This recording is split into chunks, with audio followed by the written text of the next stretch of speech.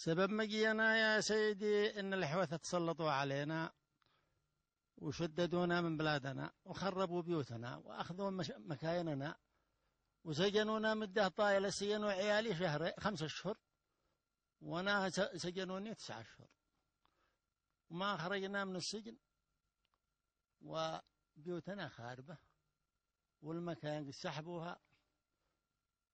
وبعد عاد هناك تشديد، إذا شاف الإنسان ذا الحين قد يكون إما يقتله أو على الأقل يحبسوه. كلف مجينا إلى صعدة. استجنت عندهم 9 أشهر في مضرة. ما هناك حبس لا يهود ولا نصارى ولا مسلمين مثل حبسهم. يعاملوا الناس معاملة أقول لك ما يعلم إلا بدع السماوات والأرض. ما خرجنا إلا وإحنا على وشك الموت بدون لا ذنب ولا سبب. ولا منين وين كنت قبل مسكوني وأنا رايح على الخط الرسمي. لا أيوة في سيارة، مريض حتى مريض. ما عندنا لا يعني في وقت صلح أخذوا فلوس اللي كانت معي وأخذوا سلاحي جنبيتي بس جنبي، وإلى الآن باقي كل شيء عندهم. طيب وبزوك لا مطرح؟ بزوني إلى ضحيان 3 أيام، وعاد يتهددون هناك بالسلاح في ضحيان. تهددونا بالسلاح يا كذا يا فعل يا ترك. جلسنا 3 أيام وزاد علينا الرماية ودونا مطرح. وهناك تهديد ويخبطون الناس، يخبطوا خبيط. أقول لك شفت أوادم خبطوهم حتى قطعوا جلودهم والله العظيم إن الدم يسيل. إي والله. ناس تعرفهم ولا؟ فيه ناس معروفين من خولان، وفيه واحد اسمه علي ابن علي. إيش؟ علي ابن علي واسم من جبل ذاك مكواب واسمه وأصيدان واسمه علي بن علي ودومان خبطوا خبط لا يعلم ولا بدع السماء وهو مجنون. أخيرا قبضوا واحد من أصحابنا يعني ساروا عليه الليل في هذا الأيام الماضية، يحيى مهدي ماعز، وزهموه من بين عياله وخرجوه وضربوه رصاص ما عنده ولا ذنب ولا سبب، ناصفة الليل وهو راقد آمن مطمئن ما عنده أي ذنب. المهم أفعال الناس يقاسوها لا يعلم إلا بديع السماوات والأرض. والآن ناشد الله وناشد الرئيس بالسوق وإعدام هذه الشرذمة نجسة. هذا لا يخاف الله ولا يوم الوعيد ولا يعني لو إسرائيل تعامل فلسطين مثل ما هم يعاملوا ممكن تغلقوا فلسطين والله ممكن انتهوا وساروا. لكن هذا لا بد نقسوه قدامه واحد يقولوا المحطوري في اليمن وراح سبب 400,000 قتيل. هذا الحوثي سواه المحطوري. هذا ما عندي والسلام. طيب يا والد، هل من ممارسات أخرى يعني سمعت بها في منطقتك غير الحبس وأساليب الحبس الذي يقوموا بها ويعذبوا السجناء، يعني قتل حد من أقارب لك من أسرتك من الجيران من المنطقة التي كنت فيها؟ يا أخي قتلوا وبطشوا، قتلوا أمة كثيرين ما هم مخفين على أحد. قتلوا أمة كثيرين. سالم درهم قتلوه لا ذنب ولا سبب. قتلوا ابن ماعز لا ذنب ولا سبب.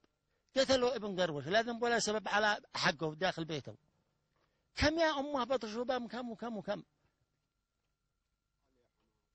علي حماطي والشيخ أحمد خرصان، يعني كم أحسب لك كم. نعم هم إذا شافوا المنزل يروحوا في المنزل على أساس يعدموا القوات تعدم منازل المواطنين ويروحوا بين المزارع، وعلى أساس كل يهددوا المواطن يبيدوا المواطن، ما معهم غرض إلا يبيدوا المواطن. لا يعني إذا شافوا البيت لازم يدخلوا البيت أو يقتلوا راعيه. طيب إذا منعتهم مثلا من بيقتلوك. إذا منعتهم بيقتلوني. ما بالله على طول خليه ولا ذبحك. يعني معاملة ما هي معاملة مسلمين، مش معاملة مسلمين.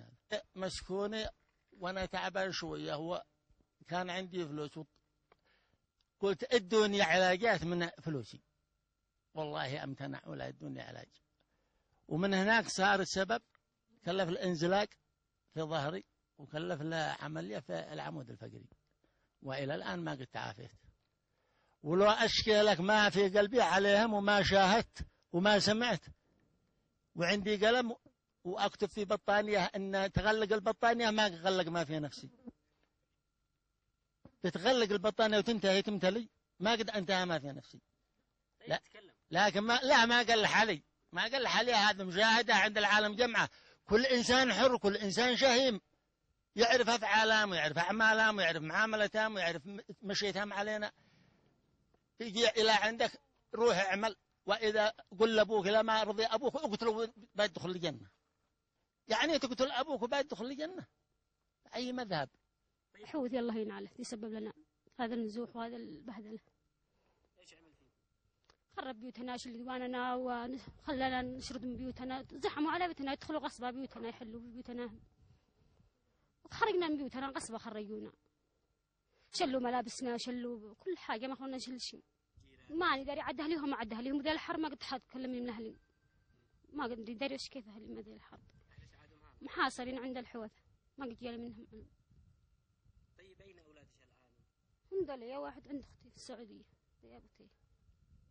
طيب كيف يعني مستوى معاناتكم هذا؟ كيف تعانون؟ غصبا عنا نعيش في القدرة، ما فيش عيشة.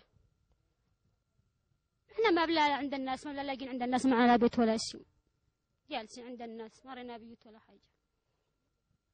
طيب بأيش تطالبين الدولة تجاه هؤلاء الناس الحوثيين المتمردين؟ يقضوا عليهم الله ينعلم، الحوثيين الله يصيبهم، هم دي سببهم لنا، الله ينعلم الحوثي. شردونا بيتنا ما احنا في ذا الأشد، لكن ما كان سوبنا كذا. طيب هل تعرفين قصة مثلا قتلوا امرأة، قتلوا أطفال، سحبوا بنساء غصبا عننا، يشلوها نقعد خبز لام، غصبا عننا يشلوها بين أهلها، يشلوها بين أطفالها غصبا عنا، ولا قتلوها بالسلاح. ايوه في مطرة وفي نقعة خبز لام، القوة يشلوها.